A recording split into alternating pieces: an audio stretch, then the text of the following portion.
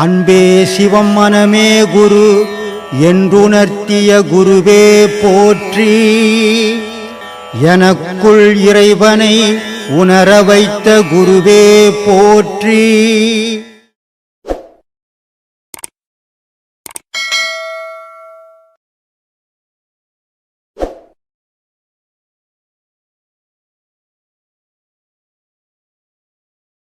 பதி பசு பாசனம் சொல்கிறாங்களா, அப்படின்னா என்ன?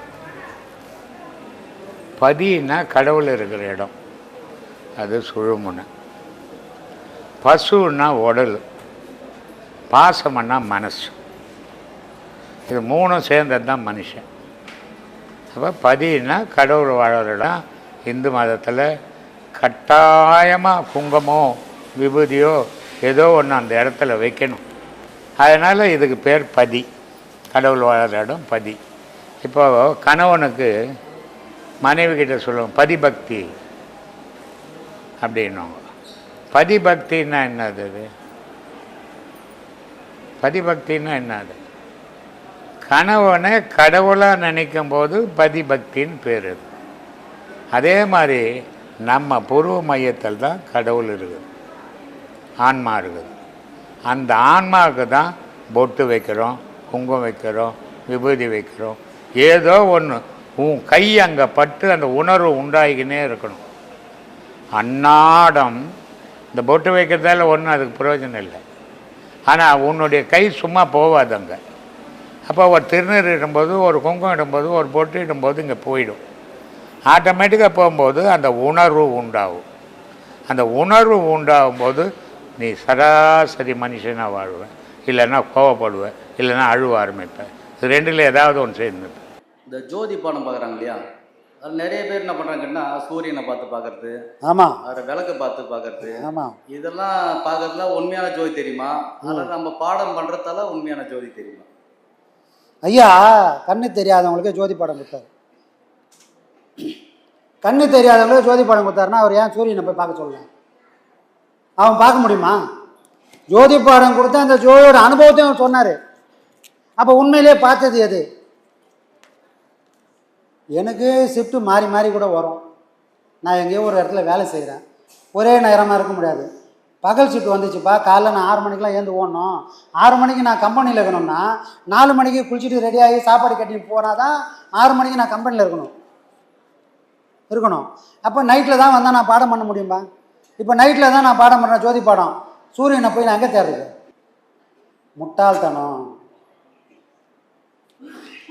வெளியே இருந்து எந்த அனுபவம் உனக்குள்ளே வந்தால் அதெல்லாம் வாடகை. அதோட பலன் நீ எதையுமே அனுபவிக்க முடியாது. உனக்குள்ளே நீ சுயமாக இருந்தால் மட்டும்தான். உன் கையை ஊனி தான் நீ ஏதுக்கணுன்ற மாதிரி உனக்குள்ளே நீ உழைச்சி உனக்குள்ளே நீ கண்டால் மட்டும்தான் உண்மையான ஜோதி. அதுதான் இறை ஜோதி. வெளியே இருந்து வர்றது எல்லாம் நம்மளை ஏமாற்றிக்கிறது. போகாத ஊரதுக்கு வழி சொல்கிற கதையாக போடாது. அப்போ இதெல்லாம் சொல்கிறாங்களே எப்படிப்பான்னா, இது குரு கொடுத்த பாடம் கிடையாது. சரிங்களா?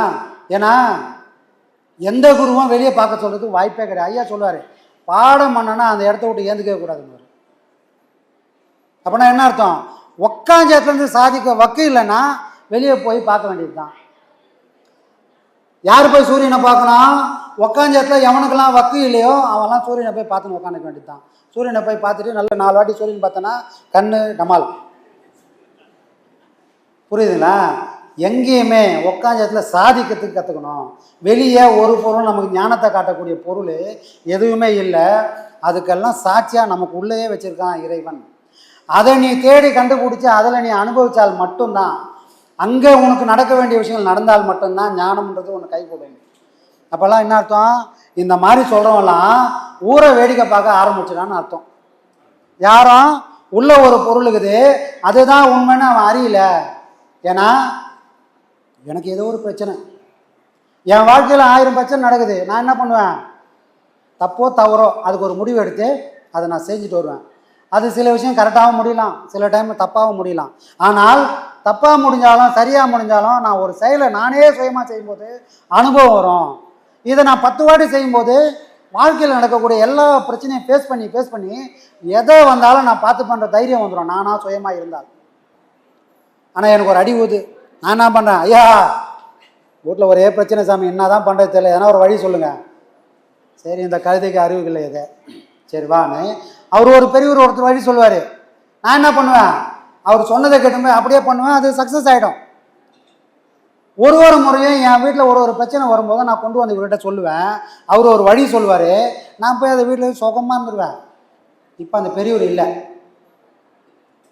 இப்போவும் வீட்டில் ஒரு பிரச்சனை வருது, இப்போ அந்த பிரச்சனைக்கு எப்படி சொல்யூஷன் காட்டுவேன் தெரியல. அவன் ஆரம்பத்திலேருந்து அவனே சுயமாக முடிவெடுத்து தப்போ சரியா நான் பார்த்துக்கிறேன்னு போயிருந்தானா ஒரு பெரிய பிரச்சனை வரும்போது அதை எப்படி ஹேண்டில் பண்ணுறன்ற அந்த யோசனை உனக்கு வரும். காலத்துக்கு ஒருத்தர் வழிகாட்டினே இருந்தார், அவர் வாழை பூச்சினே நான் போகிற மாதிரி போயிட்டேன். இப்போ ஒரு பிரச்சனை வரும்போது அதை எப்படி ஃபேஸ் பண்ண எனக்கு தெரியல, ஏன்னா எனக்கு அந்த பக்குவம் இல்லை. புரியுதுங்களா? சரியோ தப்போ உன் வாழ்க்கைக்கு பொறுப்பு நீ மட்டும்தான், முடிவெடுக்கக்கூடிய அதிகாரம் உனக்கு மட்டும்தான் உண்டு, வெளியே யாருக்கும் கிடையாது. அப்படி சுயமாக முடிவு எடுத்தவன் எல்லாரும் மலை மாதிரி நிற்பான். 1000 சோதனை வந்தாலும் எப்பவுமே அடுத்தவங்ககிட்ட ஆலோசனை கேட்டுன்னு ஒரு முடிவாக தள்ளின்னு போயினே இருந்தால் ஒரு நாளைக்கு தென்றல் வீசும் சமாளிச்சிருவேன், ஒரு நாளைக்கு புயல் வீசுமே, எப்படி நிற்ப? இதுதான் சாமி. இந்த தடுமாற்றங்கள்லாம் எங்கே வருது? பாடத்தில் தடுமாற்றம், வாழ்க்கையில் தடுமாற்றம், அவன் பேசுகிற பேச்சில் தடுமாற்றம் எங்கே வருதுன்னா சுயத்தை ஒருத்தன் இழந்துட்டான், தான் யாருன்னு தெரியல, தன்னை யாரும் காட்டி கொடுத்துற மறந்துட்டால் இதெல்லாம் அவங்க வாழ்க்கையில் நடக்கும். ஆன்மா தான் எல்லாம் சொல்கிறாங்க. ஆன்மா இந்த உலக இயக்கத்தை எல்லாமே ஆன்மா பற்றி தான் பேசுகிறாங்க. அப்போ உடல் எதுக்கு, நம்ம உடலை பற்றி, உடல் எதுக்காக யூஸ் ஆகுது? இப்போ நாம் வீட்டிலேருந்து வரணும், எப்படி சாமி வந்தோம்? வீட்டிலேருந்து எப்படி வந்தோம்? ஏதோ ஒரு வாகனம் இருந்தால் தான் வந்திருப்போம். அந்த மாதிரி பிறந்துச்சு, இது பிறந்ததுலேருந்து இறைவனை போய் சேரணும்னா அதுக்கு ஒரு வாகனம் வேணும். ஆன்மான்றதுக்கு உடம்பு இல்லை, உயிர் இல்லை, வடிவமே எதுவுமே இல்லை.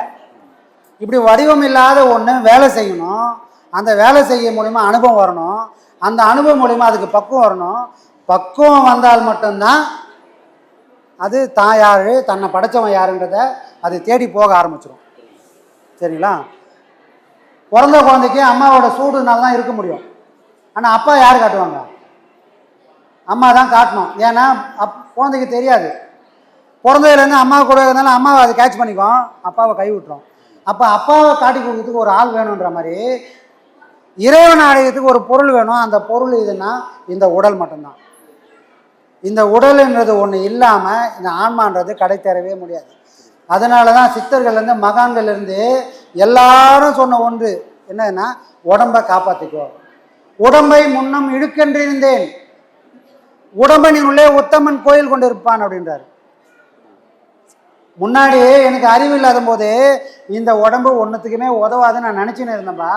ஆனால் அப்படிலாம் இல்லை, எனக்கு கொஞ்சம் அறிவு வந்த தான் தெரிஞ்சுது, இந்த உடம்பை விட்டா அந்த உத்தமன் குடி கொள்றதுக்கு வேற பொருளே இல்லை. அப்படிப்பட்ட பொருள் இது. அப்போனா நான் இந்த உடம்பை வளர்த்தே ஆகணும் அப்படின்னு யார் சொல்றது? திருமூலர் 3000 வருஷம் வாழ்ந்த அந்த திருமூலரே இந்த உடம்பு தான் நமக்கு செல்வம், அதை காப்பாற்றி ஆகணும், அப்போ தான் நீ கடை சேருன்னு சொல்கிற. அவ்வளோ முக்கியமான பொருள் நம்ம உடம்பு. உடல் கெட்டால் மனம் கெடும், மனம் கெட்டால் வாழ்க்கையே கெடும். ஒன்றுக்கு ஒன்று தொடர்பு. உடம்பு சரியில்லைன்னா எரிஞ்சு விழுவாங்க. உடம்பு ஆரோக்கியமாக இருந்தால் எதையுமே நிதானமாக ஹேண்டில் பண்ணுவாங்க. அப்போ ஒரு பொருள் இன்னொரு பொருளை பாதிக்கும். மனம் கெட்டாலும் உடம்பை பாதிக்கும். எப்பவுமே கெட்ட சிந்தனை ஓடிச்சுன்னா இந்த உடம்பை யாரும் கெடுக்க வேணாம், அது தானாகவே கெடுக்கும். வேலை கூட சாப்பிட்லாம், ஆனால் உடம்பு வளரவே வளராது, அழியும். அது எப்படி சாமி அழியும்? தெனாலிராமன் கதை ஐயா சொல்லுவார். தெனாலிராமனோட ராஜ்யத்தில் இவர் ராஜா என்ன பண்ணுவார், ஒரு ஆட்டுக்குட்டியை கொடுப்பார். ஒரு ஆட்டுக்குட்டியை கொடுத்து அந்த ஆட்டுக்குட்டி அந்த ஆடு மாதம் ஃபுல்லாக சாப்பிட்ற பொருளையும் கொடுத்துட்டாரு, வெக்கெல்லாம் கொடுத்துட்டாரு. இது இந்த ஆட்டுக்குட்டி எல்லாத்தையும் சாப்பிட்ணும், ஆனால் இன்றைக்கி நான் எவ்வளோ வெயிட் போடுறேனோ அதே வெயிட் தான் நீ 30 நாள் கழிச்சும் வரணும், நீங்கள் எத்தனை காட்டணும், இல்லைன்னா உன் தலையை வெட்டிட்டு வந்துறாரு. யாரும் ரிஸ்க் எடுக்க தயாராகவே இல்லை. கண்டிப்பாக அது புல்லை சாப்பிட்டா ஆடு வளரப்போகுது, ஆடு வளர்ந்தால் வெயிட்டு ஏற போகுது, வெயிட்டு ஏறினா என் தலை போக போகுது. அப்போ யாருன்னா தெரிஞ்சே வருவாங்களா? யாரும் வரல. ஒரே ஒரு கில்லாடி தான் வந்து, யாரே தெனாலிராமன். சரிங்க நான் பண்ணுறேன் அப்படின்னாரு. நல்லா யோசனை பண்ணிக்கோ, தலை தப்பாது, பரவாயில்ல நான் பண்ணுறேன் அப்படின்னாரு. அப்போ என்ன பண்ணுறாரு, ஆடை கட்டி போட்டார், வேலைக்கு புல்லை போடுறாரு, ஆடு நல்லா சாப்பிட்டு கொழுன்னு ஆகுது. இப்போ தான் தன்னை நம்ம அடாடா நம்ம தலை தப்பாது போலதேன்னு. இப்போ இதுக்கு ஏதாவது ஒன்று பண்ணி ஆகணும். என்ன பண்ணலாம் அப்படின்னா, ஒரு நரியை வந்து கட்டு. ஆடு நல்லா சாப்பிடுது, கொழுன்னு ஆகுது. எதில் இருக்கிற நரியை பார்த்தவொடனே யாருன்னா கொழுப்பெல்லாம் அடங்கி இது எப்படியோ நம்மளை போகிற போது கொழுப்பு தானாக இறங்குது. 30 நாளும் இதை பண்ணி பண்ணி ஆடு சாப்பிடுது இலைக்குது, சாப்பிடுது இலைக்குது. கடைசியில் எத்தனை போய் போட்டால் கொடுத்தா மாதிரியே இருக்குது. ஏன்னா என்னடா பண்ண? அந்த மாதிரி கெட்ட எண்ணம் இந்த உடலையும் மனசையும் அழிக்கும், அது வளரவே விடாது. அப்போ இந்த உண்மையை புரிஞ்சுக்கின்னு அது தொடங்கும் போதே இது கண்டிப்பாக நம்மளை பாதாளத்தில் தள்ள போகுதுன்னா அந்த கெட்ட எண்ணத்தை வளர விடாமல் நீங்கள் தள்ளிங்கன்னா உங்களுக்கும் ஆயுளும் நிச்சயம், இறைவனும் நமக்குள்ளே வருவான். சரிங்களா? அப்போ நம்ம வாழ்க்கையில் நாம் நம்மளை தான் பக்குவப்படுத்தின மனசையும் உடம்பையும் கெடாமல் பார்த்துக்கினா அதுதான் வாழ்க்கை. ஒன்று பாதிச்சே ஆகும் கண்டிப்பாக. சரிங்களா? ஓகே சாமி, அவ்வளோதான். ஒரு சின்ன பேசுங்க. சொல்லுங்கள். சகஸ்காரத்தில் சக்கரம் சுழல கண்டேன், கற்செவியில் ஓங்காரம் உரைக்க கேட்டேன், தாயான திருமகளை மார்பில் கண்டேன், நாவினில் கலைவாணி நழுவ கண்டேன், 33 தேவர்களும் தொழுக கண்டேன், போலிவாக்கத்தில் அமர்ந்திருக்கும் குரு பிரம்மஸ்ரீ நித்யானந்தரின் திருப்பாதத்தில் உடல் பொருள் ஆவி 3 தானமாகிய சத்குருவே உன் பாதம் கண்டேன் கண்டேன். அருமை அருமை அருமை அருமை சார். நாம் இது வரைக்கும் ஒரு 15 வயசுலேருந்து 20 வயசு, 30 வயசு, 40 வயசு, 50 வயசுன்னு சொல்லிட்டு ஒரு 100 வயசு வரைக்கும் பாடம் வாங்கியிருப்போம். எல்லாம் இவ்வளோ வயசு வரைக்கும் வளர்ந்துருக்குறோம். ஆனால் நம்ம இது வரைக்கும் படித்த கல்வி அனைத்தும் சாகும் கலை. ஆனால் என்னுடைய குரு பிரம்மஸ்ரீ நித்யானந்த சாமி அவர்களால் அருளப்பட்ட இக்கலை சாகா கலை. ஒவ்வொரு மனுஷனும் கெட்டு போகிற மனுஷனை கூட்டு வந்து நீ மகானா பிறக்கனால பரவசம் இல்லை, நல்லா மனுஷனா வாழணும் அப்படின்னு சொல்லிட்டு இந்த கலையை கற்றுக்கிட்டா இந்த பிறவிலாம் அடுத்த பிறவில நீ மனுஷ பிறவியா பிறப்ப, அதுலையாவது கலை தேருன்னு சொல்லிட்டு கருணை உள்ளம் கொண்டு தாயை விட மேலா நமக்கு வந்து உபதேசம் பண்ண குருவுக்கு குரு 17/5/2025 அன்று குரு பூஜை நடக்கிறது. அதனால உலகத்தில் உள்ள அனைத்து சீடர்களும் பக்தர்களும் உலக மக்கள் அனைவரும் தவறாமல் குருவின் அருளை பெற்று ஞானத்தையும் பெற்று அருளாசியும் பெற்று வருவதற்கு அனைவரையும் வருக வருக என்று வரவேற்கிறேன். அனைவருக்கும் ஆத்மா வணக்கம்.